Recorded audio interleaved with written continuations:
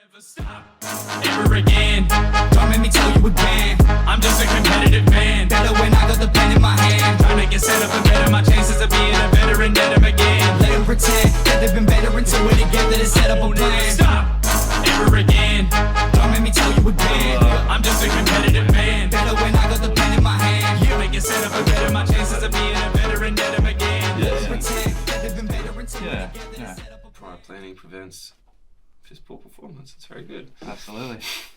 So, who are you? What do you do? My name's James. Yep. I work at a rail company at the moment. I'm an electrician there. On my days off, I juggle running a clothing brand Far From Perfect and a electrical company turned on electrical. Much to my partner's disgust, I don't get much time at home. When I knock off at 4, I'll go to work. When I have a weekend off, I'll go to work. But I don't know, it's been good. Turn electrical's been great. What about the transition? Like, are you trying to get more work for turned on electrical to sort of break the 9 to 5 down, or? Yeah, I'd love that, but I feel like a lot of people don't understand that if I go full-time with turn on electrical, I'm no longer working 4 days a week. I'm working 6 days a week, and 7 days. My 7th day is invoicing, quoting, doing all that sort of shit. So I don't think that you sort of set out to start your own company or business thinking that you'll have more time. Like, you're going to have so much less time. Where, you know, come Christmas Day, if I'm not on call at the moment, I don't have to do anything. But if I want to be full-time with turn on electrical, if your fucking phone rings on a Christmas Day or a weekend, you're going to work, man. Yeah, I understand that. Like, when I was in Brisbane, I had the mowing business, and I was mowing Saturday, Sunday, and working Monday through Friday. And I found it really hard to drop a day of work to try and add a day of mowing. Yeah. And what ended up working out better was we ended up just buying a mowing business outright and then dropping the job altogether. Yeah. Instead of trying to, level Manage it out. both. Yeah. Yeah. No, I think, I know, like, it's not the best thing staying comfortable, but like at the railway, I know I'm getting paid every fortnight. I know everything's good. I can live on that wage. Where it's like venturing out on your own, those first 6 to 12 months might be pretty sort of sketchy in regards to, all right, I've got heaps of work now. Who's to say in 3 months' time I've got nothing, and it's like, oh, well, I need my job back. So I don't know. I don't want to get like too comfortable to go like, oh, I'm going to stay at the railway forever. Yeah. Because I think I will go out on my own. I think I'll pursue doing turn on electrical full time, but yeah. I think you should. Like, I've had friends say that you've come and wired shit up for them and that, so. Like, I'm busy. I'm busy. But yeah, it's sort of just taking that leap to go, I want to go full time. It's a little bit scary, I don't know. Especially having kids and a mortgage and a car payment and all that sort of stuff. It's like, yeah, right. You know, you've got one of the customers that don't pay you $10,000. It's like, how am I going to absorb that? Yeah. But I don't know. Things will come. I said to one of the boys the other day, in the next 2 years, I'd be disappointed if I didn't go out on my own. Yeah. You know, like, I'm still 27, so if I sort of look at it, if comes before 30, I want to be running my own show. And the first thing I'd do if I went out on my own is I'd get an apprentice, a decent apprentice. And yeah, sort of like Darcy Locock. He runs a pretty cool show at the moment. Like, okay. It seems like he's always busy. It's just him. He might have another tradie and an apprentice, keeping it small. Yep. And, are you doing anything like in the pursuit of learning to figure out what makes a good apprentice? Like, obviously it's going to be you as a teacher, but you need, they need the drive too. Yeah, I don't know. I'm assuming everyone thinks that they're a pretty good judge of character, but it's like, I think you can tell a person pretty quickly. You know, like working at Stockers, or when I was at the railway, or when I was at Moranbah, like, you can pick up in the first hour if this kid or this guy has a go or not. Like, yeah. Brings down to you as a boss too. Like, how willing are you to go, this just isn't working, mate. Like, you gotta really. Well, Gary Vee says he's like, fire quick, hire fast and fire quick. Like, If you, all right, you can start tomorrow. But if you're not good, you can leave the next day. And I don't know if I want to be that sort of, I don't know, aggressive with it. Like, I'd give them a chance, especially if you pick up a 16, 17-year-old kid. What were you like at 16 or 17, man? That's like, literally one of my first questions for you. So yeah. Like, I don't know. I've got a little bit of lenience in that way. It's like, yeah, it's a fun one. I remember you at 16, 17. You were fucking rough, eh? So I think I could look at it from that point of view and go, right, I get it, man. You've ended up in Brizzy accidentally over the weekend, and you can't make it to work on Monday. I get it. I was a kid as well, man. Like, shit happens. Shit happens, right? So yeah, I think that's, I don't know. The balancing act. Yeah, the balancing act, and it's like you've been through that, running amok, being a kid. You sort of get it, and then, but I feel like it also helps too, where it's like, if someone's taking the piss or not. So yeah, I've blown sick days without being sick. Thousands of times. Do not try to pull the freaking. We've all had a sick blanket over my head. The side, man, just tell me, hey, I'm going fishing today. Cool, brother. Yeah. Take your sick and go fishing. I'm not going to sit there and go, oh, well, where's your doctor's certificate? So. The other side of it too is bloody, how excited are you to be that leader where you're showing them exactly what to do? Because you get like 16, 17-year-old today, you might be going, oh, this is how you use a hammer so you don't hit your thumb or hit the cable, or you don't friggin', here's how you get through a roof without hurting yourself or damaging the roof. And you're probably going to have to hold their hand a lot more than you're maybe ready for. Yeah, I don't know. I like to think that I'll trust really early. It's like, I trust that someone could do that. Obviously, you'd show them, but it's not like I'm going to sit there babying and going like, this is how you do a screw. Like I had an apprentice before and she was awesome. But like they'd come over and go, oh, I can't get the bolt in. I don't care. Like, that's your job. Like, you figure it out. If you got to take 45 minutes to put the screw in or put the bolt in, take 45 minutes. Like, I don't care. I'm not going to come over and do everything for you just because you come over and say you can't do it. When you've got a problem, I think that's like life. If you've got a problem, sort it out, man. I don't know. I think that's the other part of that, though. Like, the customer would get pretty pissed off if you're taking 45 minutes to put one screw in. Yeah, and I think I'm prepared for that. Like, I know at a couple companies I work for where customers will call up and complain that, hey, we're not paying for this apprentice. And like, I feel like that's something I'll just absorb at the start. Yeah. Where it's like, I get it. Like, I think at the moment I charge a pretty high charge out rate. So I'd like to think that you can sort of cover, let's say you charge out an apprentice at 40, 50, 60 bucks an hour. They might be on 22.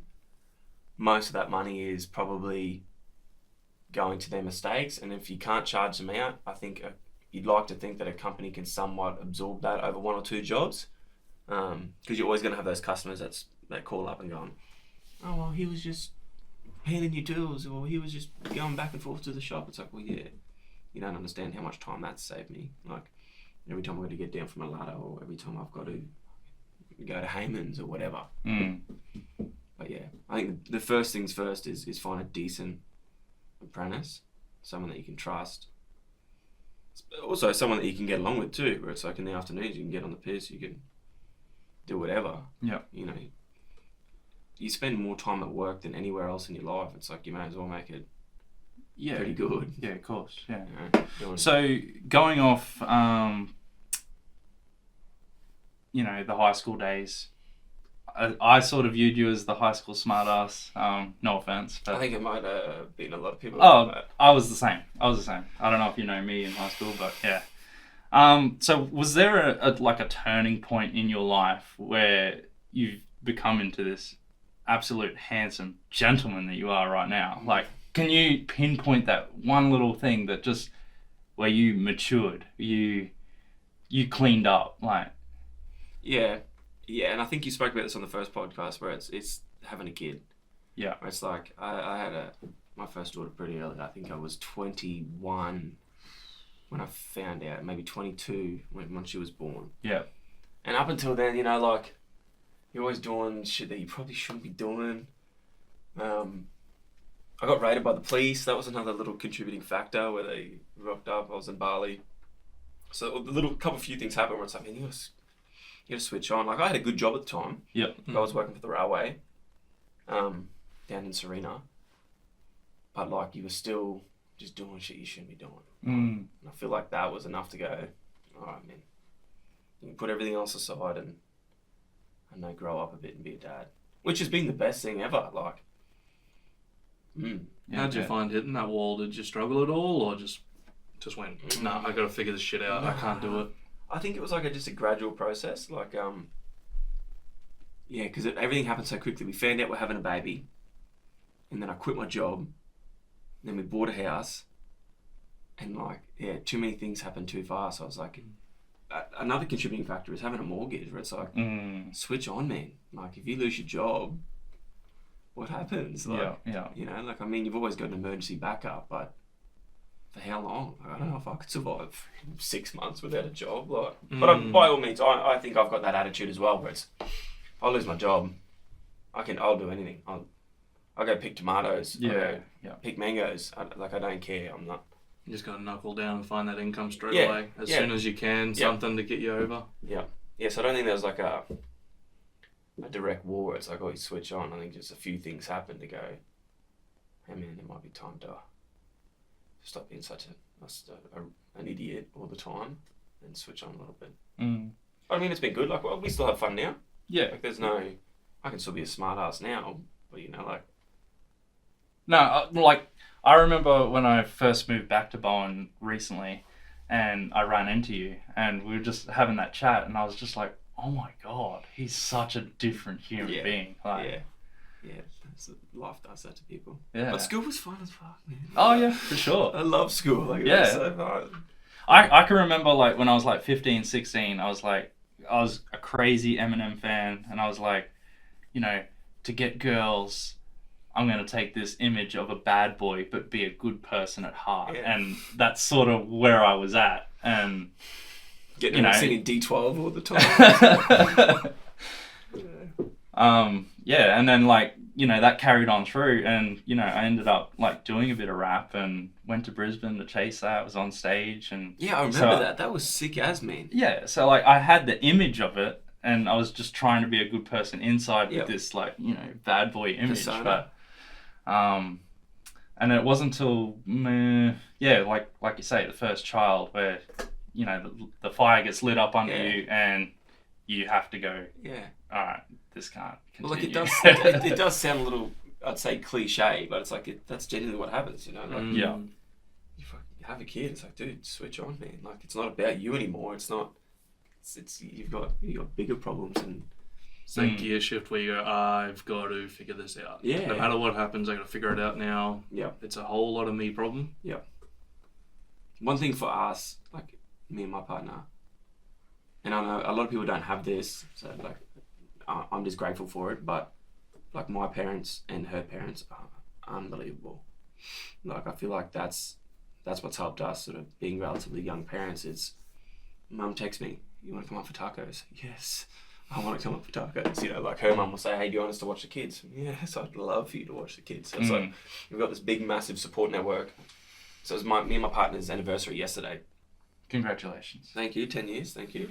So we went and tried out the Flagstaff, the 360 on the hill. Oh, is it good? So good. So I ordered way too much. I got like 2 entrees, 2 main meals, a pizza to take home.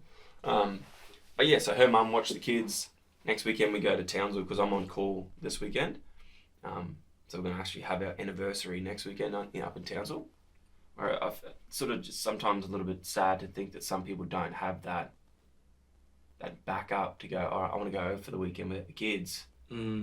You know, so we're really grateful that our mum, my dad, her mum, her dad are just like, yeah, we'll fucking take the kids. We'll do anything. I'm like, yes. You got that village around you. Yeah. And like, how do you navigate like the feeling of leaving the kids behind? Because some people really struggle even with that, where it's like, I'm home for a weekend away, especially when they're younger and such. I'm gonna sound like a piece of shit here, but I don't care. I do not care, man. Like, my partner gets a little bit caught up in it, where it's like, you know, what are the kids doing? I'm like, fuck them kids. We're on holidays. I'm having a drink and sleeping in. Like, I want to add to that. So, I think it's maybe weird to some people, particularly women, but like, I sort of agree with you. You know, I can happily, I'll go a week. Like, like a week's getting up there. Like, Yeah. I reckon 2 nights away is like a godsend. Yeah. So Kate and I, like, Kate is my rock. Like, she's my other half. And if it come down to it, I would choose her over the kids. And I think that's hard for some people to swallow. Like, I love my kids. Yep. I'll fucking Do do anything for anything. Yeah. But worst comes to worst, I would pick her. She's my number one. The kids come second. Yeah, I think that's a thing that doesn't, I don't know, like I see that on Facebook and stuff like that, where it's that discussion between who would you choose? Let's say there's a house fire. Who would you choose? It's like, oh, I don't know. Like, it's a hard decision. Like, obviously you do anything for your kids, but you'd also do anything for your partner. So it's like, Holy shit, was that diplomatic? That's knowing you've been the recording. worst. That's the You're worst like, thing to say. The cameras house are fire, there. like, I'm not. oh my God. Not touching that. I think as a man though, like if you are in a house fire, you're taking everyone out. You're going in no matter how burnt you get. yeah. Like, Even if it's 2 or 3 trips, you're doing it. Yeah. I'd like to think so. But No one really knows. I don't know who I'd choose between my kids. Well, I can't get on the piss with my kids at the moment. So it's like, my missus is sort of that. Well, she's pregnant at the moment, so we're not getting on the piss in Townsville. But like, yeah, you might have a few cheeky ones. I'm definitely going to. I'd like to think that she wouldn't. But you were staying at the Ardos. Okay. It's a new casino building. Yeah, righto. Yep. Yeah. So we stayed up there once. We got taken for a footy trip through Hayman's. Yep. So we, like, sometimes take the electrical contractors and do a weekend in Townsville watching the footy and shit like that. And then my missus was like, oh, why did you get to stay there? I didn't get to stay there. It's like, well, the first time I didn't pay for it, Hayman's paid for it. But so yeah, we'll make a weekend of it and go out there for anniversary. Yeah, nice. You don't have a 10-year anniversary very often. Because I think at 27, I was with her. She was at my 18th birthday party. Yeah. Like, that's basically a whole life. That's crazy. That's impressive. That's Hey? a long time, man. That's especially when you're so young. Well, obviously, like, we went through, every bit of bullshit as a young couple does at 20 years old. But yeah, now I think we've got everything pretty down pat. And sort of what you were talking about before about like traditional values and stuff like that. I think that's what works for us. It might not work for every single couple, but I feel like that's what works for us. Is she's a stay-at-home mum. I work. I don't expect her to cook. I don't expect her to clean. I don't expect her to do anything. But yeah, we just sort of both pick up these non-spoken roles and it works, man. Yeah. You sort of nail on something there where expectations are sort of one of those underlying issues with a lot of relationships where it's like, oh, you should be doing this. And it's like, well, not really. Like, we're both adults here. How about we both just do it? Yeah. I can say that I don't do the laundry. But like when it comes to cooking and cleaning, that's a given. Like everyone cooks, everyone cleans. I have non-negotiables too. You have non-negotiables. Yeah, absolutely. Yeah, I my one non-negotiable, and that's all it is I mow the lawn, and that's the one non-negotiable. Everything else, I don't care. Yeah. That's pretty You've man. got me intrigued about these non-negotiables, man. What are these? I will not clean the toilet. I will not mop the floors. You will not clean the toilet. Or mop the floors. See, if I said that to my missus, man. Oh. So what you're saying is I got to call up help Kate me. and see how far we can push them. Yeah. Because she's like, it's probably your dirty mess on the toilet anyway. I'm not cleaning that up. So it's like... That's got a heap of little sticky discs. Makes it way easier, eh? Well, those ones that you push on. Yeah. It's like 80% of it solved just straight away, done. Yeah. No, I can't do it. I Refuse. refuse. Yeah. How'd you go with nappies then? Oh, look, I didn't like it. I didn't really do it, man. That's not me. I don't know. No, I was fortunate enough to be like in your position where I was out working most of the time and Kate was at home looking after them in nappy period. So, yeah, she sort of did majority of it and I did the odd one. So, and I feel like I'm blessed getting away with what I got away with. So, Yeah. Yeah. Yeah, my partner, she's the best, man. Yeah. Like, she handles a lot. There's a lot of things that happen that I don't even know how to do. Like, it might sound dumb, but I don't know how to pay my Ogon electricity bill. I don't know how to do it. That's just something that she handles. She's always handled. I don't really know how to read it. Being a Sparky, I probably should know how to at least read it. To go, alright, well, kilowatt hours used, solar. I don't care. Whatever it is, Yeah. I don't know. Like that's one thing. Just make sure the lights are on. Just make sure the lights stay on. Bill dude. comes in, aircon goes on, it's fine. Yep. So, your Zero Context podcast, do you want to just shout him out? And Well, that's Sammy Lawn. Yep. He's a good mate of mine. Yeah, he. Hook us up. Yeah, he's Not even thinking, just hook us up. No, he's the best. So he runs Lacosta Studios, runs Zero Context Official, Zero Context Official podcast. But yeah, I've known him forever.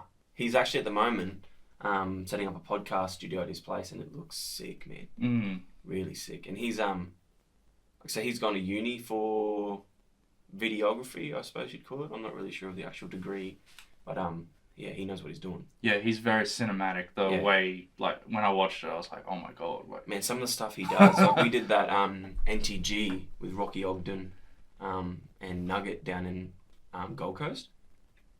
And like what he could do with a camera was crazy. And like Bourlays was really cool to have there at the moment too, because when we walked in, the gate made a yeah. And so Bourlays he picked up, and I'm like, that's fucking sick that you picked that up. He's like, let's put a microphone on the gate and pick up that eerie. Oh, yeah. So you can hear that in the video, and like that wasn't just a random picked up audio. That was a planned.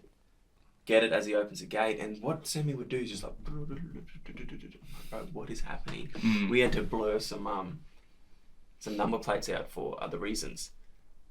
2 seconds, blurred it out. I'm like, how, bro? Like, me, I'm just using CapCut on my phone. Well, like, that's the way you and I look at Calm, We're on, setting all this up. ChatGPT for a week, just angrily Googling, just like, I don't know how to do this, help me. yeah, Vegas is not my friend, Premiere sucks. yeah. Well, I use ChatGPT a lot. I had a I don't know if I should be saying this because I will probably have to sign a non-disclosure agreement about it later. A few moments later. They definitely could know the difference because, like, it sounded when I was replying with ChatGPT, it sounded so smart using all these words that I don't really even know what they mean. And then, like, I would reply, "Yes, sweet bro, cheers for that. Talk later." And they're like, surely they can see the difference between. Why did you sound so smart here? And just go, "Yep, sweet as, cool dude." yeah. Talk soon, bro. And they're like, "Yeah, he's definitely using ChatGPT." Apparently, one way to pick it up is the semicolons. The dashes, yeah. Yeah. There's a prompt to get rid of them. Yeah. So good. Yeah. Apparently, that's like a key marker, and you'll see some of in that email that I sent to Nissan. Dash. They were just going, oh, ChatGPT, we see. See. Yeah. I must admit, I've gotten really lazy because I use a lot of formal language for things at work. And we've got the Copilot integrated in everything now. Yeah. And what's that? That's like a It's AI. basically crappy ChatGPT. Yep. It's not as good, but it's more formal. Yeah. And whenever you write an email now, you press a button and you go, make this professional. Yeah. And it just goes, bang. So I'll write like 2 sentences and it'll just make it a paragraph somehow. And I'll look at it and go, that seems fine. I'm sure they'll be very happy with whatever that is. Yeah. My I use a app called ServiceMate, so that handles all my bookings and all my jobs, billing and everything. Mm-hmm. And when it comes to invoice, it's just got this little star, auto write, and it'll auto write attended site on this date. Did this from my work description. It'll read what I purchased and say we've used 7 downlights, 3 fans, or, just making it up or whatever, and then it'll write a full description. When I send an email, auto write email, thank you for choosing us at Turn On Electrical. Please find your attached invoice. I'm like, man, this just saves me so much time. Yeah. Does that do your I'm trying to remember what the name of it is, the electrical safety form thing you got? Like I do TCA ones. Yeah, well, we've got like a certificate of compliance. Yeah. No, it won't do that. Bummer. I mean, you could probably get it to do that, but I don't know the legalities in it. Yeah, Where it's fair like, enough. that's something that you've got to do. You've got to... Because like in theory, if ChatGPT was just doing it, I could say... It wasn't me, it was just the computer. No, or even like... that's where people will start going, yeah, I did one. It's like all they did was just, tell ChatGPT to write it, where it's like at least on a handwritten test sheet, you can go, oh, well, circuit 1, circuit 2, circuit 3. It's a little bit hard to fake that. My mowing business, the one that I acquired, we were like cavemen when we first started. Like, we were literally writing out all our invoices. And I didn't go as far as you guys with like apps and stuff, but all I did was make a template. So I'm just like, this address, I did this service, this price, and it has, thank you for your choosing us, and this is your invoice. Well, I run with turned on electrical, let us turn you on today. So like at the bottom of my invoice, it's like, thanks for letting us turn you on. And like people love it, man. Oh yeah, the little sexual innuendos, they're awesome. They love it. I have another one for an electrician. You're welcome to use it. Making your negatives positive. Yeah. Well, one of the boys always posts on Facebook, we will remove your shorts. Yeah, mine's not as sexual, but yeah. Funny. Oh, speaking of that, we mow, we snip, we blow. Yep. So, yeah. One of the boys has a concreter's hat. I think Pooch's concrete my dorm. And like this is him to a T. I can't read and write, but I can screed and fight. Yeah. Like, that's what their hats say. I'm like, man, that's the funniest fucking thing ever. Yeah. And Might be a bit spot on for concreters. Oh, absolutely. I did concrete pumping with my brother Kale, and yeah, it's a rough industry. So dirty, backbreaking. Yeah, I couldn't do that. No, it's not for me. It's like brickies. You never meet a brickie who's excited to be doing it after like 25. Yeah, but Because by 25, their back's shot, their knees are busted. But come 1:30, you go to the GV and there's 7 bricklayers there. It's like, man, this seems like it's pretty, like obviously they crank. They work way harder than I can. Obviously they're working from, say, 5 a.m. till 1:30, but I'm assuming that they've done it long enough where they go, you couldn't do this for 10 hours. Like, come the 2 o'clock sun. Yeah, nah, we'll be inside, thanks. Yeah. I actually do need a brickie at the moment. If he's not a bricklayer. I always think of Garn. But he's down south. Garn with the old brickies laptops. It's the freaking pokey machines. You ever seen that? Oh yeah, Bricky's laptop. Yeah. Fuck, love his stuff. We should hit him up. Absolutely. He's in Townsville, hey? Is he? Yeah. There you go. He's out of Close. Garbutt. Who's Garn? Is that the guy that does He does he's the. got the cartons of beer on his shoes. Yeah, he's got the mullet. Yeah. Yeah, he's funny as. Yeah. I haven't seen much of him lately. Nah, he's doing all his Patreon stuff mainly, I'm pretty sure. Yeah. They're getting like a backlog up. He did a video recently talking about it because like there's a heap of work involved with all their skits and stuff. They got pretty good production value. Yeah. So I don't understand Patreon.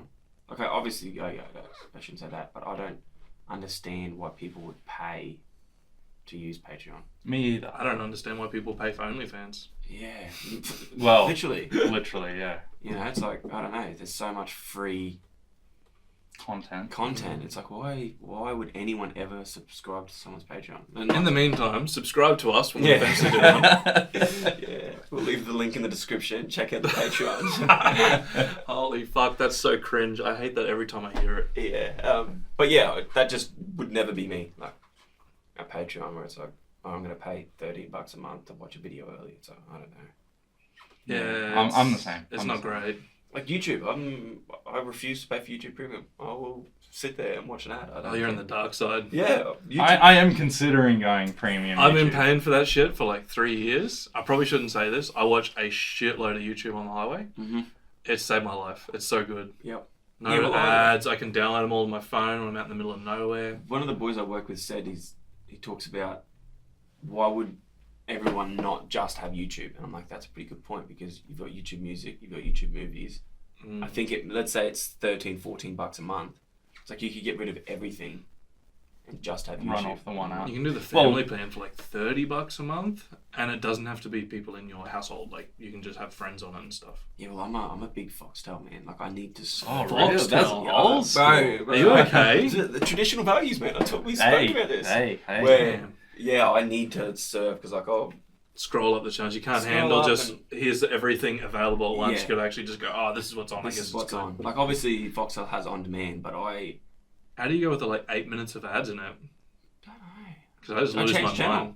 Yeah, like Well, there's I changed- 300 to there's choose 300 from. channels, it's like- Yeah. But like, I don't know, like some OG movies like Law and Order SVU, where it's like you don't really see. I was watching They're on Prime. I was I've been watching SVU on I was Prime. watching My Name Is Earl the other day, man. It was a proper throwback. Oh, I'm like, this is the best show ever. Do you remember My Name Is Earl? Yeah.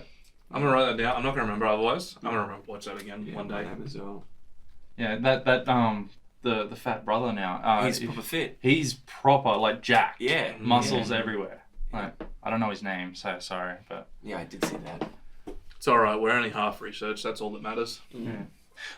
going off the zero context. So the biggest thing that I took away, besides your far from perfect stuff, was when you were talking about manifestations. That's totally up my avenue. I'm a massive believer in the law of attraction. Can you delve into that a bit? Your personal. Yeah, I think like I don't know if I'm deep enough into it to think that it's like a universal rule, but I think I do agree with what you put out, you get back, and I don't know if it sort of comes down to treat people how you want to be treated. That's my golden rule. Because like there's a brand, and there were a new brand, Bowen apparel, and I've seen it at the Bowen markets, and I don't know, I've just got this soft spot for, which I don't know if it's like I'm projecting far from perfect, where I've just got this soft spot that I see these little brands that might not have much traffic, and I want to be that supporter. So like I was at the markets, and like everyone's walking past, not even give them like a second look, and I'm like, I'm going to check this out, and not being rude, I didn't really like the clothes, it wasn't my style, but I still bought it anyway, just to go like, hey. So the give some, you get some. Yeah, like, not saying that I want people just to buy from Far From Perfect to support us. I just think sometimes those little orders mean the most, where it's like, we were at the show the other day, and this lady was making jewelry, and this other lady was making earrings. Everyone's walking straight up to the jerky counter, which I cannot blame them, because the jerky was awesome. But I'm like looking over, I'm like, man, I feel sympathy, where it's like, that's sad that everyone's just walked straight past, knowing how much it takes for her, like even this, how much it takes to set things up, to make it, to plan it. And I'm like, I don't know. Can relate to that. Did markets for a while. Markets suck. Yeah. You're there early, you're there all day. No matter what you do, you're spending some money while you're there. Cause unless you got a fridge, you're eating some food there. Yeah. You end up going buying stuff from the other stalls that you see in the same boat going, it's a bad day. Yeah. And there's only a small percentage of humans that can do sales really well. Like, have you ever been like pushed to sales people where you feel like you need a shower? Like they're just some of them are icky, man. Like there's got to be there's a small percentage of people that do it flawlessly. I find if those surf life saving guys at the Woolworths and shopping centres and stuff that pull you up, and you're staring at the wall. I think that's what the cool thing about our younger generation is you see through that bullshit so quickly, where it's like you can't sell people like that anymore. Well, if you look at the people that get caught up with them, they're typically older. Yeah, where I feel like you can hit that generation or demographic with those selling tactics. I feel like now, especially sort of people our age can see straight through it. An AI video comes up, boom. I know that's AI, where you'll see my Auntie Jen share it and go, oh my God, look at this gorilla walking around. Yeah, Bigfoot. It's like, not being rude. It's like, I feel like this younger generation has become that, I hate to say smarter, but it's like you cut through that bullshit, where it's like sales tactics have completely changed. It's almost selling the opportunity not to miss out. I feel like that's what the game has turned into, where it's like, look at Pokemon cards. Look at everyone's doing 1 of 100 or limited drops. It's you're selling. You're selling. What would be the word? You're selling exclusivity. Buy now, this time only. Limited drop, limited time. Yeah, and they stick by that. Buy. Yeah, not because it's the best quality, not because it's the fastest car. It's because, dude, there's 10 of these, and if you don't want it. Sweet, because I'm just going to sell it to the next person that wants it. Cool example, was it Magic the Gathering? They did the Lord of the Rings decks. They did one ring. Yep. How many people went out and bought? Like, there's one fellow, I think the fellow got it, bought like 1,000 decks. They just one ring. Bank trying to get that one ring. And you're looking at like, one card out of every 100 million or whatever. Yep. But that company just printed money on it. Yeah, I feel like that's with everything now. Like, so how long to your exclusive drop? Well, I find everything's semi-exclusive because we don't do a restock. So it's like... Once it's out, you're on to the next thing. Once it's sold out, like the amount of times we get hit up for these fight camp tees or the OG breeze pants, we're not doing them again. No, we might bring that out in a pink, or let's just say bring it out in a mocha, or bring it out in a green or something like that. But that shirt will not come out again. So what you're saying is we got to keep checking you out. Where can we find your stuff?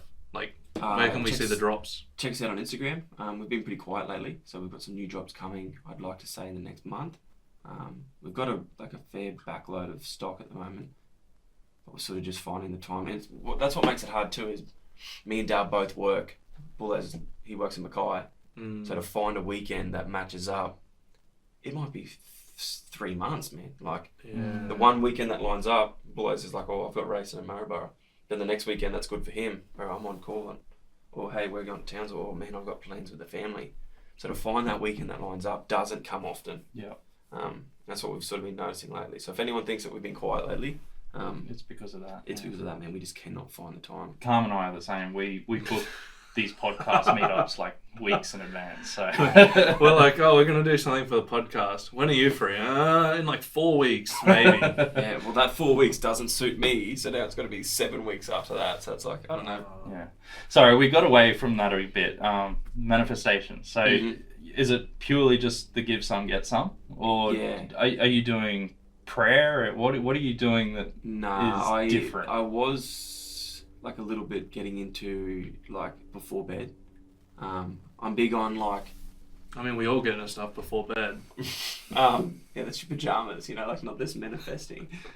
Where I'd say to myself like, this will happen, this will happen, this will happen, I will make this happen.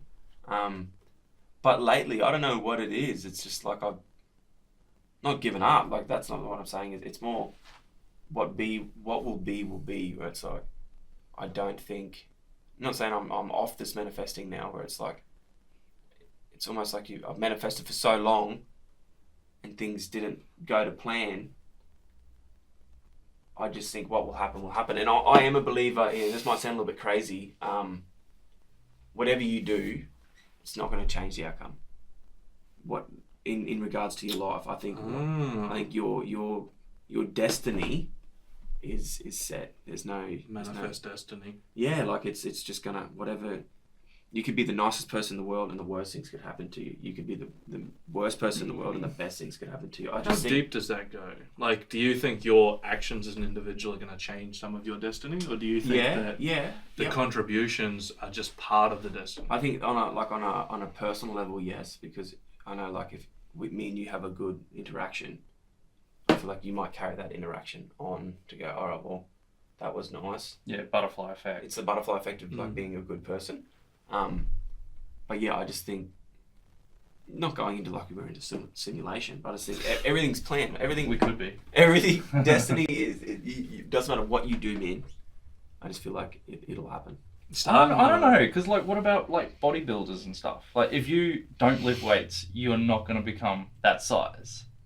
You have to lift weights to become that size. I think that's... What about if you're always destined to lift weights? Well, what about if we're thinking about it too much? That's what I don't know. I mean, on a small layer of it, yeah. If you don't drink water, you will get a headache. It's like there's a lot of things.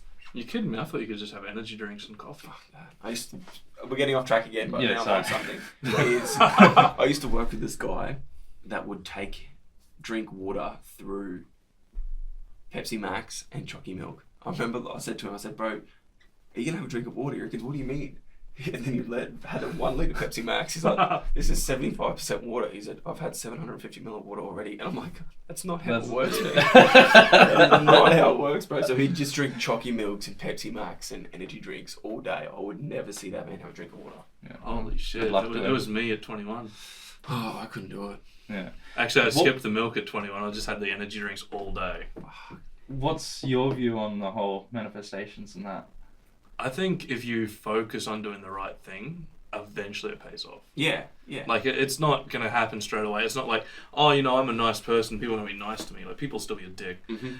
But eventually it's like, well, at least I know internally I tried. Like, I gave it a real shot. Yep. And sometimes that's its own reward, just being okay with yourself to say, it is what it is. I'm trying. Yeah, I think that's the best way to put it is what it is. Mm. You know, like, I could sit there all day before bed and going, you know, I will be a millionaire, I will be a millionaire, I will be a millionaire. And I just don't, I feel like it also puts these markers on you as well. It's like, you feel like you failed, where it's like you set the expectation so high to go, all right, Far From Perfect's going to do 10,000 orders. And then when you don't reach them, I feel like you go, oh, you know, it's just another kick in the gut. So I feel like where I'm at now is whatever will happen is going to happen. I'm still going to set goals, but I'm not going to put a limit on it to go, all right, I need to do this much by then. I just feel like once you don't reach those achievements, it goes, oh, and I don't know, you feel like it hurts a little bit where you give up. Well, do you think okay, so setting your goals, so you want the 10,000 orders, do you think, okay, yes, I didn't hit it this time, let's reevaluate, let's say we go for 7,500 orders, oh, we've hit that, now we can go for the 10,000 goal because we've got the green tick here. I don't know, I get what you're saying. It's just, I find the way I would look at it is just keep chipping away, and at the end of it, you may be at 135,000 orders. You know, it's like, I feel like, not saying don't put limits on things, but like literally, it sounds cliche, but the sky's the limit. It's like, you know, like, fuck, 1,000 orders. Like, there's companies that are doing $150 million in revenue for the month. Like, where you I don't know, you set a goal and then you don't reach it, it's just like, oh, well, I can't do it. So not saying I don't set goals, I just feel like don't put a limit on it. Don't go, all right, Turn On Electrical is going to do 600 customers, 600 jobs in the next 2 months. No, well, we're just going to keep doing what we're doing. And if we get 200 orders, 200 jobs, I'm happy with that. If we get 1,000 jobs, I'm happy with that. Just keep chipping along. Yeah. So how does that work when you've got the, I know it's probably not 9 to 5, but your normal job as well, and you've got too much work in the available time that you have? I work from 6 to 4 with my full-time job, 4 days a week. That's 10 hours. 10 hours? No, yeah, 10 hours, 40 hours a week. Yeah. So it's only 4 days a week. Only 4 days a week. Yeah. This week I work Friday. I'll have Saturday, Sunday off. Then I'll work Monday, Tuesday, Wednesday, Thursday. Then I have Friday, Saturday, Sunday, Monday off. Oh, yeah. That's handy. Because you're on so a you're fortnightly already roster. Yeah. So from 4 till 6, I'll attempt at getting 1 or 2 jobs done. Whether it's replace some fans, do some lights, whatever. From 4 till 6. My limit is I've got to be home at 6. It doesn't matter where I'm at in the job. Come 6 o'clock, I'm at home having dinner. I feel like that's important. Yeah, you get burnt out too quick if you go, I'm just going to work all the time. Then on my 4 days off, I still don't like working every break. So let's say Friday, because I consider Friday to be a work day. Yep.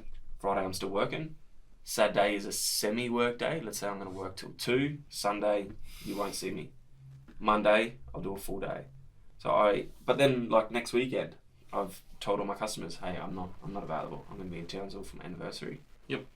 I'm not doing anything. I feel like you will get burnt out. You go, I don't even want to do this. I'm working too much.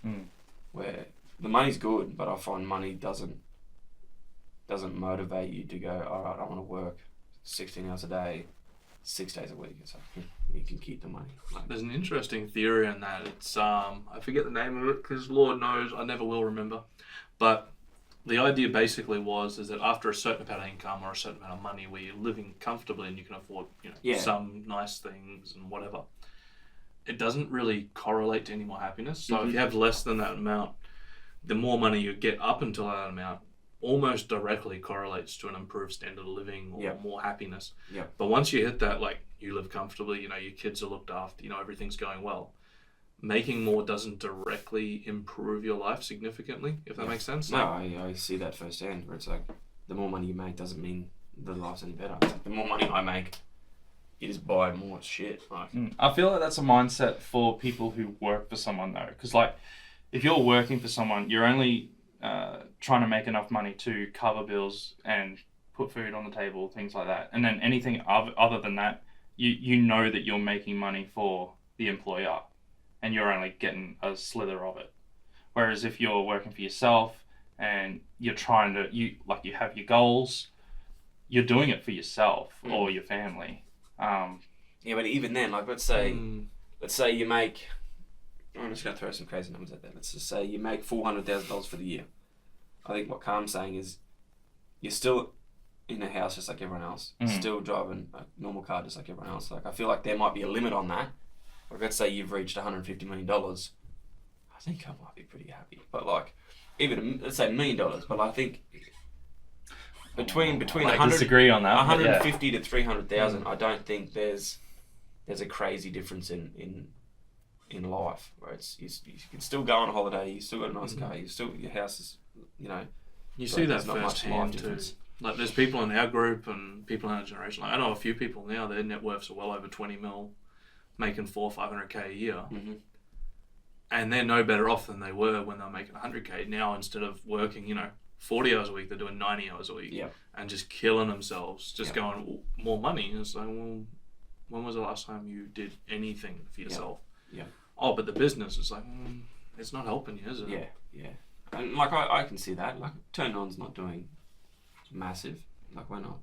Like if you started putting numbers on the board, working all the time, you're 6 to 6, and then you get home, you're stuffed because you're working for yourself. You're not, let's be honest, you work for an employer. Everyone's a bit more relaxed than they are for themselves. Yeah. You're just going to get home and you're not going to be able to give everything you can.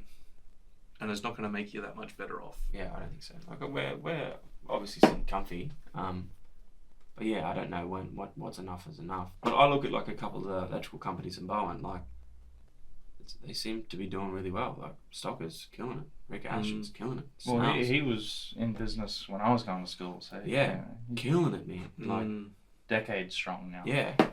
Like Stocker's has been around for, I'd say 30 years. Rick's been doing it since he was probably 25. I don't know. Snelly's been doing it forever. You look at some of those companies and it seems like they're doing really well. But again, we all live the same life. Like we all still live in the same town and buy food from the same shop and drive the same kind of cars. Like there isn't a certain point. It's like, when are you retiring or what are you doing? Yeah. But yeah, I can see the long-term benefits in starting your own company.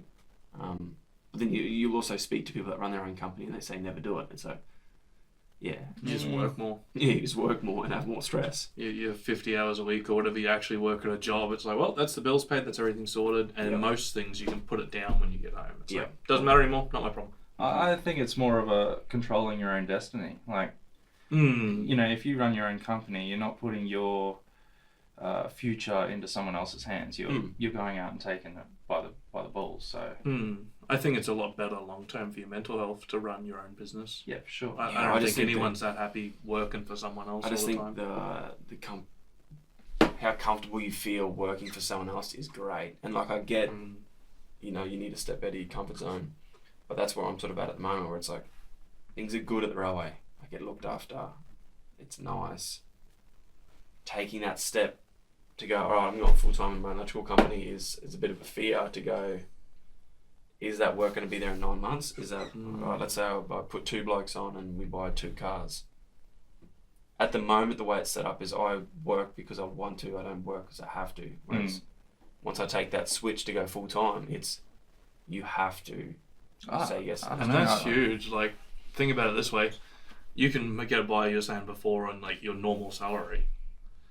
That means he could have 4 days a week, and the rest of the time's just for your family or whatever. And as their kids get bigger and they do more activities, it's even better for them. Whereas you go work for yourself, like most people work for themselves doing 5-6 days a week, because you're finishing at night, you're doing your paperwork, or you're doing your compliance, or you're restocking, or you're ordering, or quoting, and then all of a sudden you're doing 6 days a week, and you're not there. You might make more money, but again, sort of my point was just, sometimes it's nice to be comfortable and do your side things because they're side things. They're to get ahead. Oh, look, I agree with you. I'm an employee at the moment, so yeah, I've had the best of both worlds, and this is nice. Like, I start early, I finish early, I have the afternoons to myself. Like, it's comfortable as. Yeah, and you don't want to get caught in that either. No. which is why we're always, we're doing this, we're creating, we're, always trying to better ourselves. Me and Carm have been going to the gym, and, our home gyms. Yeah, that's good. That's really good. I find I can't, I don't know, it's hard for me to get, one of the boys hooked me up at the home gym and leaves it at my house. I've used it a few times, but I'm like, sometimes by the time I get home at 6, and I'm like, I get everything. This is just a justification on why I'm not doing something. It is. But like, come 6 o'clock, it's like, to be completely honest, I don't fucking feel like it. Where it's like, I can't come home, have dinner, have a shower, hang out with the kids for an hour before they go to bed. And I find what I get caught up in is that I feel like I've seen something about it where it's like you're trying to regain some of the time. Like come 8 o'clock once the girls are asleep, between 8 and 10:30, I'm just being a complete slob. Like I'm just laying down on the couch or on my phone. I know that. You're decompressing. You're like, I'm done. Thank God everything's sorted. Thanks, everything's done. And then I just find for that 2.5 hours, I do fucking nothing. Where I know, right, you could hop up right now and just go to a workout. I know you could just go to do a job right now. But I don't know, there's something in here. It's like, fuck that.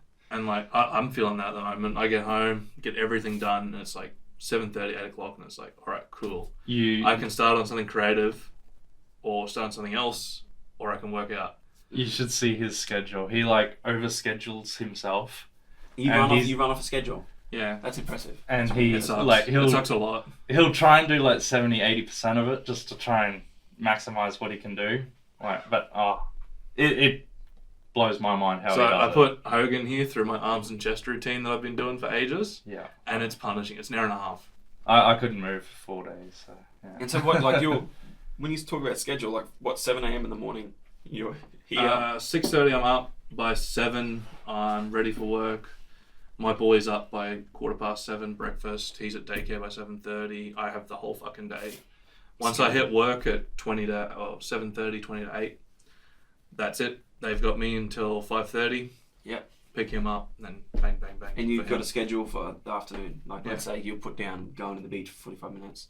Normally it'll be like park or beach or play or something, Try That's and impressive. aim for it. That's one thing I've never been able to get into is a schedule or a budget. Like, there's two things that budget. Don't talk to me about the budget. I just can't. I just can't. I hate budgeting. I got the real easy way now is I just have an amount every month that I can just blow on shit, and the rest of the month's just in a budget. Yeah. And the amount every month changes up and down depending on how hard I work. Me and Kate run a really strict budget, and I find it works really well. I'll delve into it in another podcast, but basically we have our wants, where we want to go in life, and everything. We sit down every week at the computer for an hour, and we tell all our money where to go, and it just works so fucking well. Like, I cannot stress how important that is to us.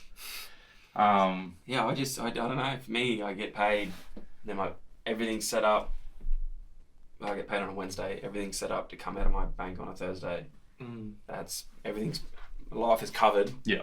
And whatever's left, I don't know, you go crazy, man. Yeah.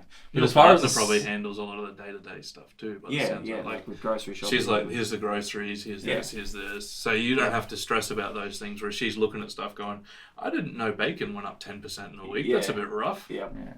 As far as the schedule, I don't do that. I do a checklist. I'll just write things that I want to achieve, whether it's daily, weekly, whatever. And I get my little dopamine hit by putting the green tick on it once it's done. What do you use? Just my notes on the phone. What app I use at the moment is, have a look at Google Tasks, man. Google Tasks. So good. Where you can just like write in a task. Yeah. And like, I've got it set up to be right on the home screen. That's cool. I used to use Notion, so do up a Kanban board. Yeah. Well, this is linked through Google Calendar. So let's say your partner's got a Google Calendar account. You can upload. You've got a podcast from, let's say, 11 till then. Yeah, she knows exactly where you're at. And then there's a board that you can buy. It's like a smart calendar at home. And I really want to get one of them because you come home and it's like, all right, Aubrey's got dancing at 4. Upload it to the home calendar, which then will upload to my calendar, which then will upload to her calendar. So once you give yourself your green tick of completing a task, how long does it stay there for? Gone. But then you can go. It's gone. Okay. But then you can go. Completed tasks. Completed okay. tasks. Because Because I'll keep them there for like a day or two to be like, oh yeah, I've done that. Like, that wasn't me. My mate Jeremy, he put me under that. And he's like, man, this is the best thing ever. I'm like, bro, that is the best thing ever. Is that Jeremy Britton? Yeah. Oh, what a man. Man, he's so smart. It's kind of an interesting one because you got you where you're ticking it and going, I want to see that I've achieved those things, and you're going, thank God that's done. Thank God that's done. Yeah, thank get God it that's out. done. I don't want to see it. I don't want to know that I had to do this. It's gone I now. want to see it. We all work differently, eh? Mm. Okay, so going off that, one of the last things I want to talk to you about is how do we've sort of delved on it, but like, how do you separate going to work and then coming home and playing father, playing husband, playing dad? I said that weird, but yeah. How do you separate that? Like, I said it on the first podcast, like wearing hats. Yeah. Like, I got my work hat and then take that off. I've got my home hat. That's a good idea. And like, how do you do it? I don't think I do, to be honest. Like, my missus, it's probably like one of her pet hates is I'll come home and like her one rule is you don't come home on the phone. So I feel like that might be how I separate it is if I got a phone call in the afternoon to talk about a job tomorrow or a job the next week or whenever, I don't walk inside until that phone call's done. Yeah. Where it's like, I feel like that might be how I sort of differentiate between being at home and being at work is once I'm at home, if someone rings me, like I had a phone call the other day about a service station I look after. She rang me about 7:30 at night. And for me, I'm like, that's a little bit rude. Everyone knows that you don't really ring someone at 7:30 at night. So I've just replied to her, hey, is this an emergency? If not, please contact me between working hours. And she took it really well. Yeah. Where it's like, yeah, I thought everyone sort of understands that come 6 o'clock, if I ring you, what are you doing? Probably having fucking dinner. You know, like there's set times in everybody's life where it's like they're probably doing this. I love that you did say, is this an emergency though? Because you would have emergencies in your field. Yeah. All right, the lights are off. Yeah. You need to go now. I understand that. If you're ringing me over something that needs to happen right now, I get it. I'm on call 24/7. If not, you can ring me between 6 and 5, like any other normal person. But yeah, I feel like that might be how I differentiate is staying off this thing. Yeah. At work is this everyone works out of their phones, and I don't care what people say. That's your lifeline for work. Once I get home, is me and Emily brought a device called a brick. Is that the lockbox thing? Nah, it's you just tap it, like you just put your sort of phone on near it and it'll lock it. And you've got certain apps, and it's going to sound like we've got a really big issue with technology, but I just find it's sort of become like the unconscious norm where it's like you open your phone, Instagram, Facebook, yeah, Snapchat, doom scroll, yeah, and you just sit there doom scrolling. So it's like we've sort of made the decision now. When we get home, you brick your phone. I can still get phone calls and texts and Snapchats, but come Instagram, Facebook, I don't really use TikTok, but TikTok. It's funny how Snapchat made the cut. Yeah, I consider Snapchat to be like more of a communication Yeah, okay. app where like Instagram and Facebook, you're not really texting and going, hey bro, what are you doing? But like Snapchat is. It's funny. Like, I've got some of my really good mates. Yeah. Where I'll call and text them. Yep. Through Snapchat for some reason, like. Yeah. I feel old now because I'm using Messenger on bloody Facebook. Well, I used to think Or Discord. Facebook was like the new school newspaper because it was like Yeah. all your friends, sort of the ones that you choose to have on your Facebook, they put their achievements or how their life's going, and you see it as the digital newspaper of your life. But now I'm scrolling till I get to the first videos. Yes. Like- I feel like Messenger is just that, where it's like someone's seen a funny video.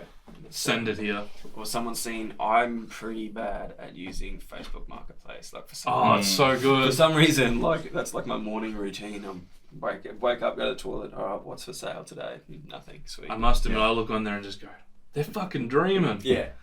Half the time you're just looking at shit like, I don't know, that's not worth that.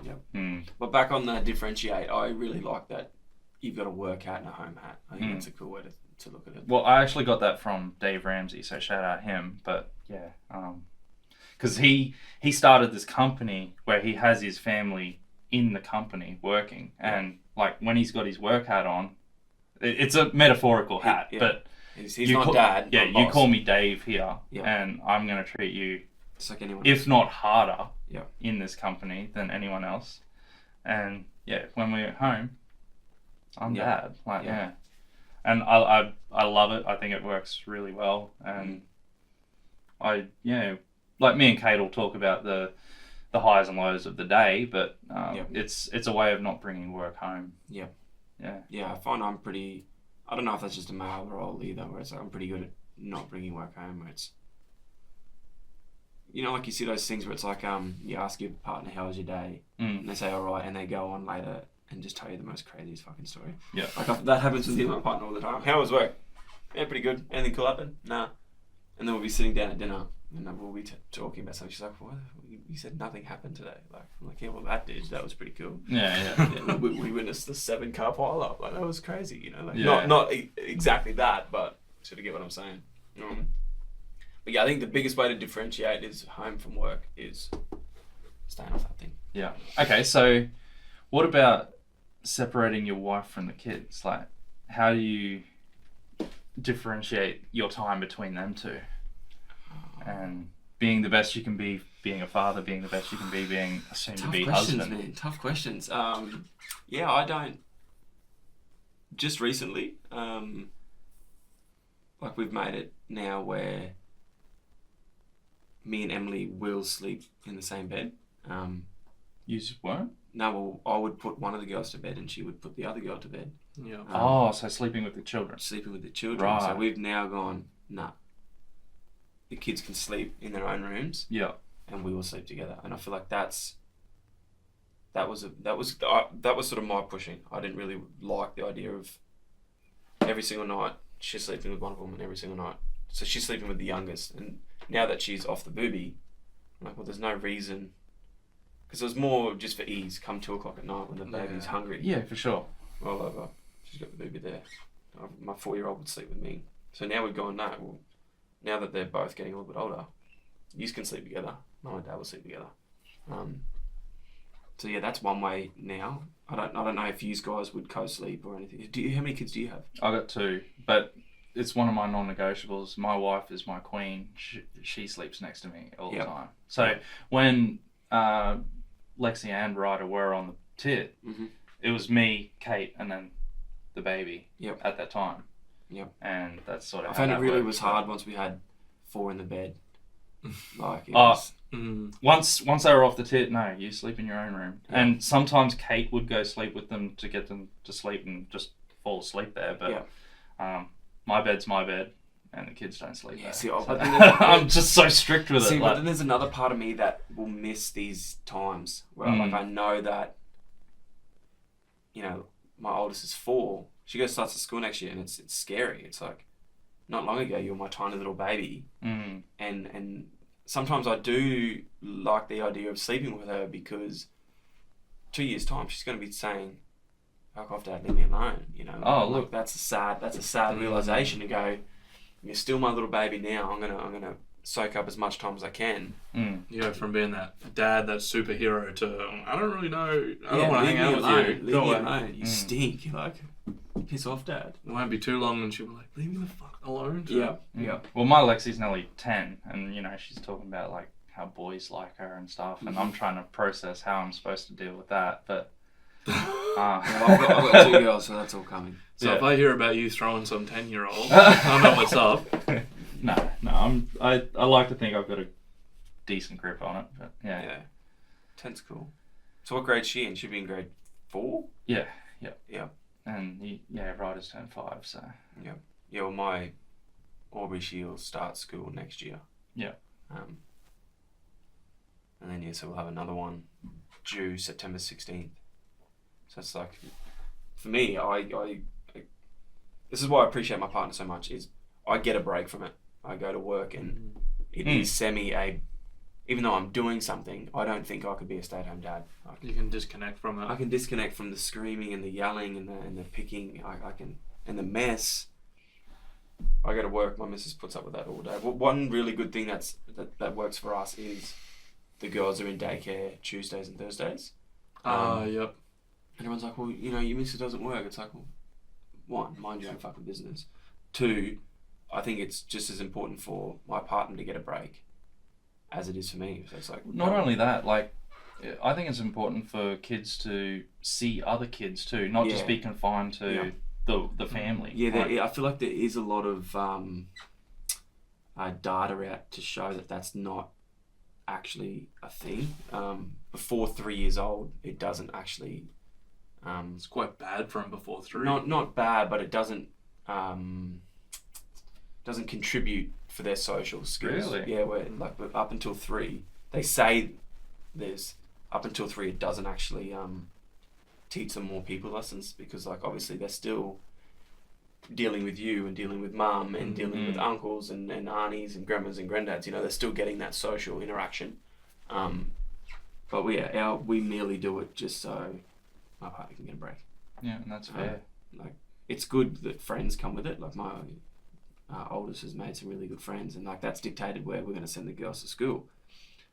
I'm not real worried about, oh, well, this school's better than this school and this school's better than that school. The only thing I really took out of school was friendships, and I think that's the biggest thing for her as well. Yeah, basic maths, English, Learning shit, between other students. And make some of your lifelong friends. Like, all my best mates are still the boys that I went to school with. Yeah. Like, hands down. Look, I went to grade 12 and, you know, for the report card and stuff, and I haven't used it once. Yeah. So, and now, when I'm a little bit older, it would be weird to me if, like, an employer asked for my report card. Yeah, But sure. What do you mean, bro? That was 11 years ago.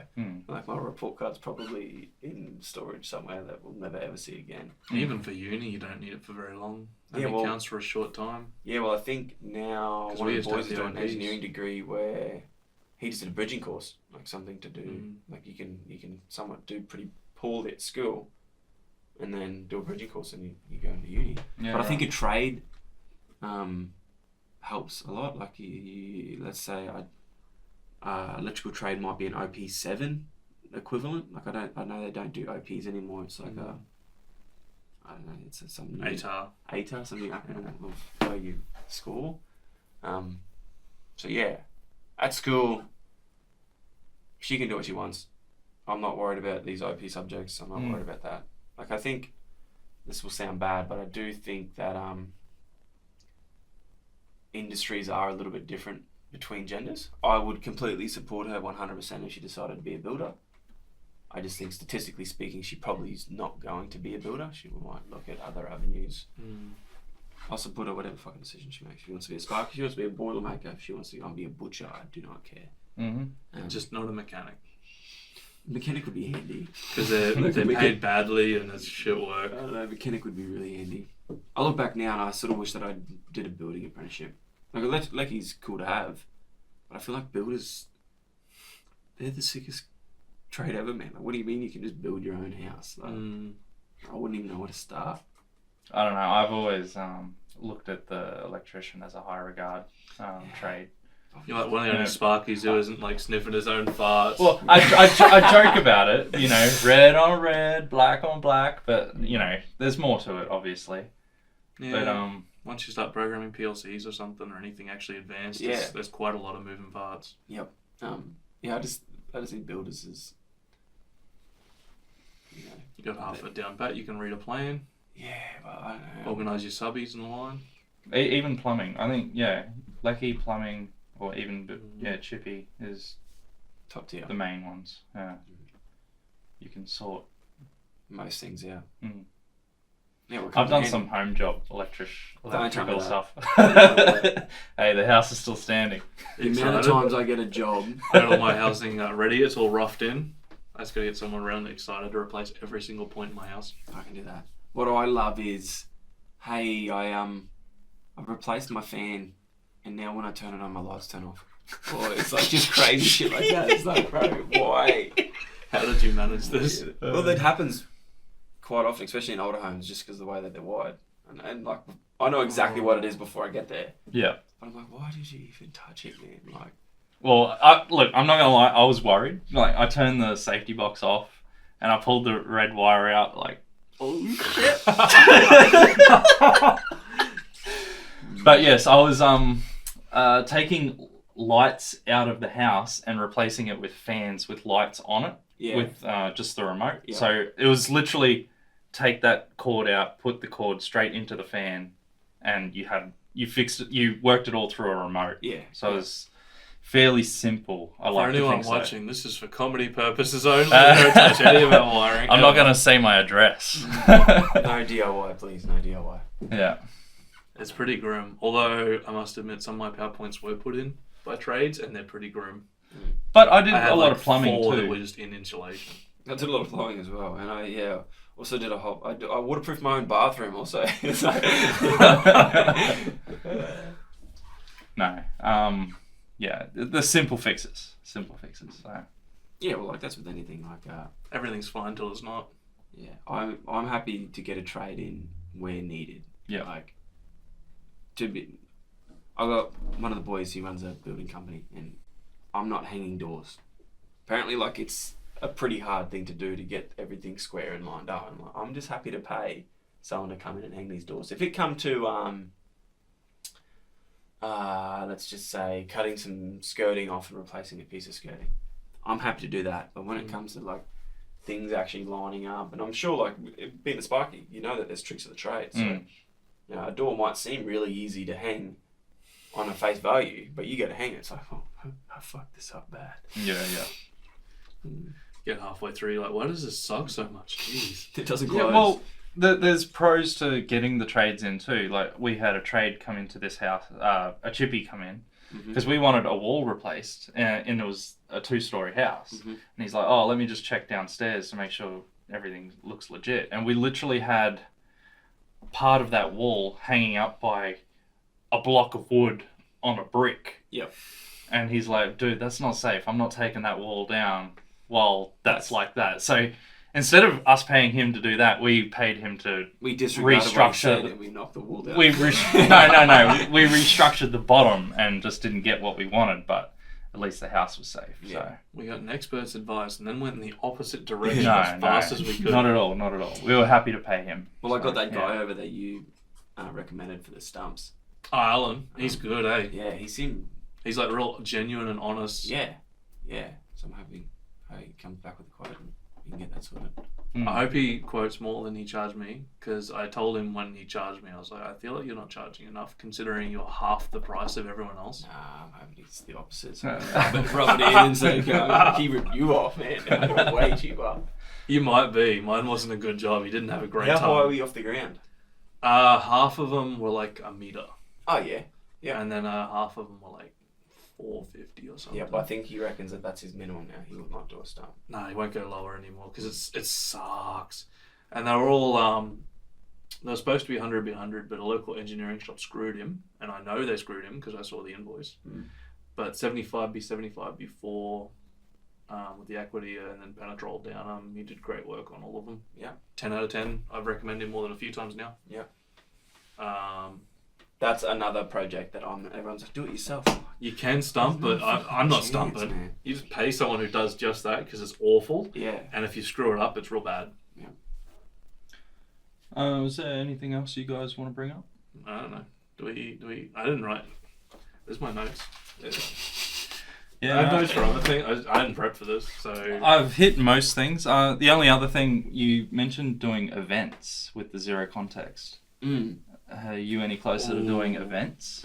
No, we're not any closer. But the idea's still there. I just think I'd love to see a festival like we did. Sounds good.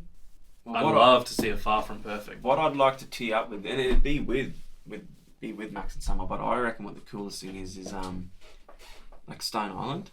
Yep. Like that. You know how they put that big pontoon over there? Like an island fest over there or something. I just think Bowen's so far behind Airlie Beach where it's like. Could you imagine if Imagine we Stony- took some of their ideas where it's like, you know, someone runs a boat adventure, and the boat Yeah. adventure brings you out to the pontoon. You get on the piers, you have a feed. DJ's on the pontoon. Come 10 o'clock at night, they come back. You go to the GV. The GV throws a party. So like, Yeah, these yeah, events can like be an all-day thing. An all-day thing. Like you that happens all the time in LA. You hop on the, what is it, the Skipper or something like that? Yeah, the you Big go Dipper. across, yeah. And you hop on the sailboat for the day, and then you got a free entry to Mac or whatever. There could be something to that. Like, you know how Townsville has Magnetic Island, they do their thing. Imagine Stoney in Bowen and doing the same thing. Yeah. Like, It's it's very very be cool. more fun too, because you could come across and instead of going to like home straight away, you'd have like the GV or you do something with them. Yeah. So you come back across and then you just charge on and enjoy the rest of your night. You know, even like Bird's Fish Bar, like that could be a pit stop. Yeah. They do alcohol. It's like you hop in the boat. That'd be a party, eh? You meet at Bird's Fish Bar, then you hop on a boat and go over to Stoney and do your thing. The pub crawling, you go over, half cut, have a party, come back across. Drown. Yeah, that's the problem. It'd have to be a day trip. Yeah. Start in the morning, play through. Well, I think they're doing, I don't know, I feel like they're the only people in town that are actually trying to do something. You know, where they're talking about the zip line and they're bringing the pontoon. Like, Oh, so birds are responsible for that? The McCracken family. the guys who took over the island or whatever. Yeah. Okay, yeah. I just feel like he's constantly Pushing and pushing. Yeah, looking for things to do while everyone else is sort of talking shit. It's like, well, It sounds bad, but a lot He's the of one people that's that actually- own a lot of stuff are just like, oh, we're pretty happy with the stuff we have. Yeah. How about we just don't do things? Yeah, well, I feel like he's the exact opposite. Where it's like, no, well, let's try to do a zip line. Let's get the pontoon going. Let's start some of these things for Bowen. But I don't know. People are gonna say shit whether you do or you don't. You know what I mean? May as well do it, and then they talk behind your back. Yeah. Yeah. Because they're going to do it anyway. Yep. All right, well, I think that about wraps it up, eh? Does it? I don't know. We just hit record, and I've just been going. It's been recording since before we turned the GoPro on too. Yeah, I know. What's the record time, mate? So, I don't know where we're at. I didn't yeah. actually look. Can anyone Yeah. see it? Because I'm blind. I can't read it. An hour anyway. and 23 minutes and 55 seconds. All that means I got more editing to do. How long would it take you to edit a video like this? Oh God, I would literally like to say a night, but in the real world, it's going to take me like 2 weeks. Yep. Not because I'm doing anything fancy, just because I suck at it. Yep. And Vegas makes me want to rip my hair out. What's Vegas? Sony Vegas. Yep. Oh, it's not Sony Vegas. It's Magix now. It's an editing software. It's like the cheap version of Adobe Premiere. Yep. Because Going back on like AI and ChatGPT and there's AI versions of it. I've seen like some so things where expensive. where they like will actually take the audio, so like say you're speaking, and then they can link the camera the footage camera, and the stuff, footage. yeah. And I'm like, man, that's crazy. Yeah. So we can do that automatically on here. Yep. When we set it all up. And then everyone has their own individual mics. We set up 3 camera angles and it bounces between, and then we have one global. Yep. I've just set $1,000, and like 2 weeks to set up for me, probably, because I'm not that good at OBS. Yeah. Me and Maxi got it working with 2 cams, but we had all his gear in here as well then. Yeah. So when's Max up on the pod? Oh, you know, as soon as we can like drag him in one day. Yeah. He's always so busy. We woke him up this morning. He's like, I finished at 3 a.m. What is it? Shit. Yeah, he's always on the move, man. Mm. He's always doing something, a different event, in a different place. And he's always got He's pushing a with different ideas idea. and things Yeah. to do. And it's Yeah. great. It's Yeah. what everyone should be doing. He'd be Absolutely. really cool to have on the pod. Yeah, really I'd love He to get doesn't him mind. and Summer together. But yeah. Summer will be amazing. I think individually she'd be good too, because Summer's always doing more. She's so scared of the camera. But and- anyway, I mean, we're not very good videographers, so maybe she can help us get it right. I don't know. maybe. Hey, look, the torches are going flat. Every time you do something, man, you'll get better at it. I mean, this is a lot better than last time. We shouldn't hear all of the banging. I can see the mic moves a little. So I heard some squeaks and you were shuffling your feet there. But nah, it's all good. No, I want to thank you for your time. I Thanks for having me. feel boys. like we've had a really good conversation. Got some juice. So. I didn't think it was an hour and a half. most important part, as always, shout out your brand. Yeah, check us out. Instagram, Far From Perfect. Turn on Electrical, we got it on Facebook. We're all wearing Far From Perfect. Unironically, I wear this anyway. My boys are on. But yeah. I fell over at the price. I'm not gonna lie. It was like $60 or something. I was like, Maybe. how much for a shirt? Oh my god! And then I put it on. And I went, it makes sense now. It's so good. Yeah, I find sort of just the way that I shop. You buy something and you want it to last, and I feel like Yeah. that's what the clothes are about. Is It's gorgeous. Yeah. It's well worth the money. Not even chilling. I just genuinely liked it. As someone who's very cheap with clothes, I would not have paid this if I didn't know you. Yep. Now I've worn it, I definitely would again. Yep. Keep an eye for that next drop. Where can we find your products? Instagram. Check out our website, farfromperfect.com.au. Yeah. And you got your stuff in Evolution Beauty. Does that get the new drops? In Evolution Beauty, we do put. Sometimes we even go a little bit earlier. Ooh, so check out exclusives. So like these breeze tees, we did a locals only. So we brought them into the shop earlier than the drop. But I don't know. It sort of just goes off how we're feeling. If we also sometimes do it the opposite way, where it's like you can only get them online, and they'll be in stores the week later. Yeah. But I don't know. I feel like some people like to shop by feel. You know, like you want to see it, you want to try it, I want touch to it. feel it. Oh, so touch that's it. having the both. Yeah. That's you good. know, so it's like you see us online and go, oh, I fuck with that shirt. I don't know how it's going to be on my body. I don't know how it feels. I can just see the way that it looks. Come down Evolution Beauty, check it out. Yeah. Try it on. A cool one for that, and I just sort of, why don't you do like a guide on how your clothing fits and feels? So you know how like you're way fitter than a lot of people, in all fairness. Skinny fat. Yeah, fuck. But you could easily just do, here's the upsizes, here's how big someone is, how's it fit, how's it feel, whatever. Yeah. What we do need to start getting into is like we've done it a few times, but like if we take a photo of you, in the caption or in the description say, all right, this man is 184 centimeters and he's wearing this. Just You know, having so a few models. Yeah, so the people can go, all right, well he's a little bit taller than me, so that shirt will fit. You know, Because like when I was a lot fatter than I am now, this shirt fit beautifully, and it fits even better today. Yeah. So it's a good one just to have it for it. Yeah. Yeah, sort of a fitting guide chart.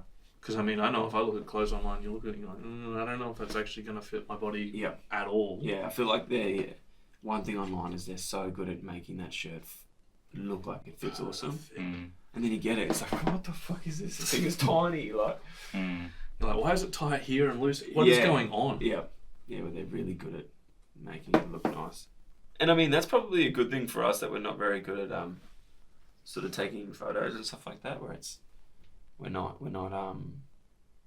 making it look perfect. And I feel like that's the whole idea of the brand as well. It's far from perfect. Where, you know, it's sort of a catch-22 where you want to still make good quality content, but we're in the same boat what we were talking about before. It's like if you keep waiting, you keep waiting until you've got everything down packed, you're never going to fucking start. Right? Yeah, so sure.